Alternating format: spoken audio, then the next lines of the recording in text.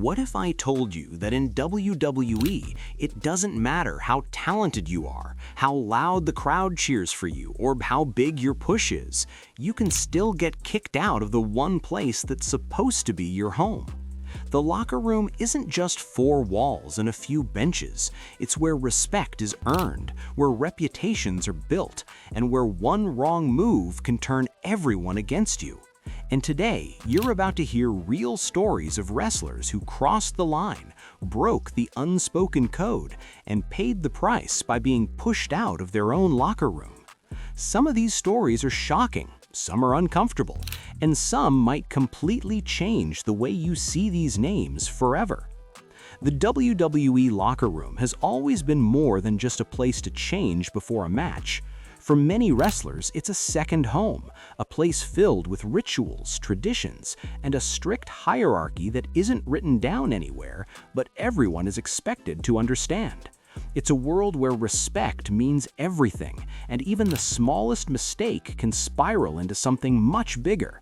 Sometimes it's not even about one mistake, but a series of small moments that slowly build tension until there's no coming back. Take Don the Jackal Callis, for example.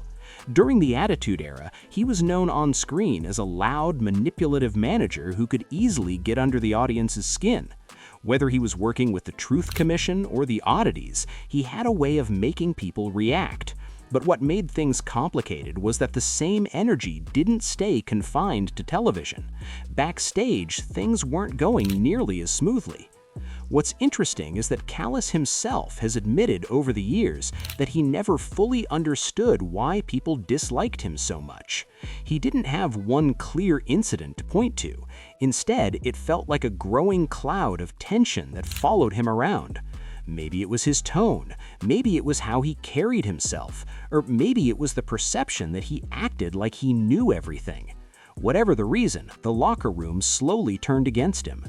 At some point, it stopped being subtle. Stories began to circulate about pranks targeting him, but these weren't harmless jokes. One of the most talked about moments involved his car, where toothpicks were snapped off inside the locks, making it impossible to use. It wasn't random, it was a message. And when things reach that level, it's clear you're no longer welcome. Eventually, Callis found himself pushed out, not because of one explosive moment, but because of a steady buildup of resentment. Then there's Enzo Amore, someone who couldn't have been more different, yet ended up in a similar situation. Enzo was loud, charismatic, and impossible to ignore. On the mic, he was electric, but behind the scenes, that same personality became a problem. There's a fine line between confidence and disruption, and Enzo crossed it more than once. One story that really stands out happened during a tour. After a long day of travel and work, wrestlers rely on the bus for rest. It's one of the few quiet moments they get. But Enzo reportedly didn't treat it that way. He was on the phone, being loud enough to disturb others. And when that bothers someone with influence, like Roman Reigns, it becomes a serious issue. Enzo ended up getting kicked off the bus, which should have been a wake-up call. But things didn't stop there. Another incident involved him bringing people into the locker room who absolutely did not belong there. This wasn't just breaking a rule, it was violating a space that's considered private and sacred. When those guests reportedly started taking photos, it crossed into complete disrespect. At that point, it wasn't just about personality anymore, it was about trust being broken. And once that happens, it's very hard to recover. Lio Rush's story follows a different path, but ends in a similar place. He was incredibly talented, fast, sharp, and confident in a way that made him stand out immediately. But sometimes confidence can come off the wrong way, especially in an environment where experience is valued above all else. His first major misstep came through social media. After Emma was released, Rush made a joke referencing her situation, tying it to her readiness for a match. What might have seemed like a throwaway comment quickly turned into a major issue. Other wrestlers didn't see it as humor, they saw it as disrespect towards someone who had just lost their job. Even though he apologized, the damage had already been done. From there, things only got worse.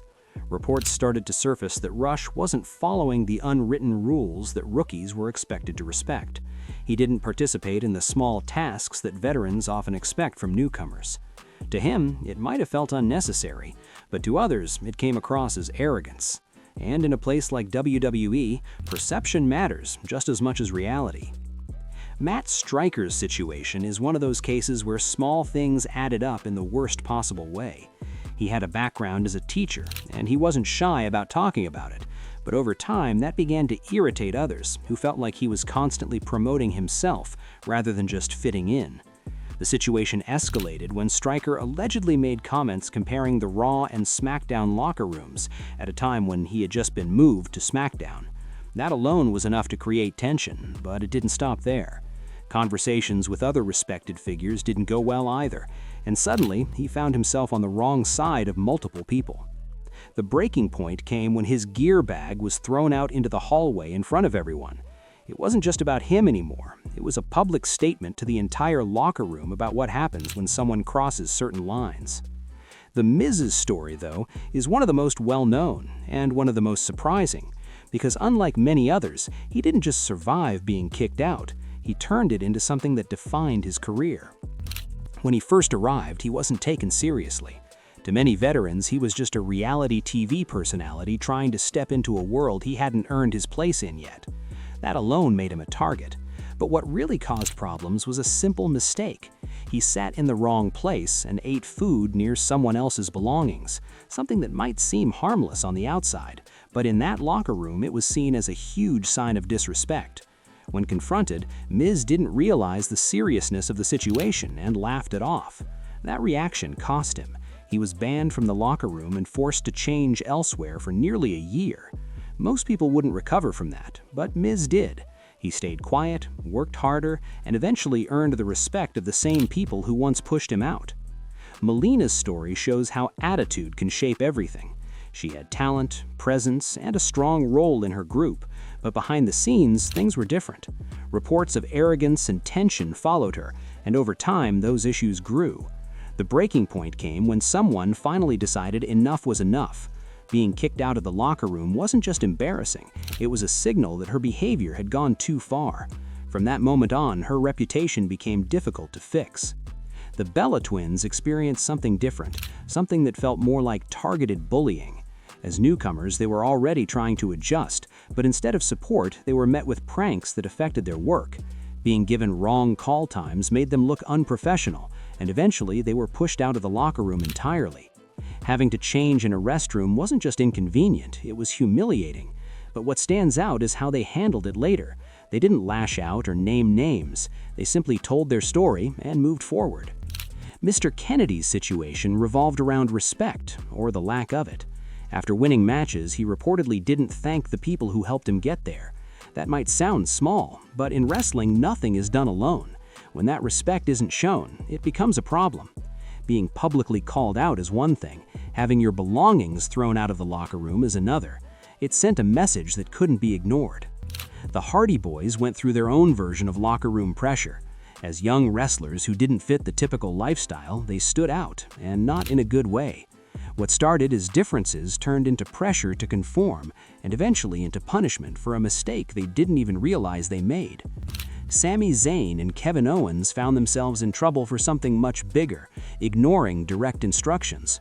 Whether intentional or not, it led to immediate consequences. Being sent home in the middle of a tour isn't something that happens lightly. And finally, Ronda Rousey proved that even words can get you pushed out. Her comments about wrestling being fake fights for fun didn't sit well with those who dedicate their lives to it. The backlash was immediate, and the message was clear. Respect goes both ways. In the end, all of these stories point to one truth. In WWE, talent might get you in the door, but respect is what keeps you there.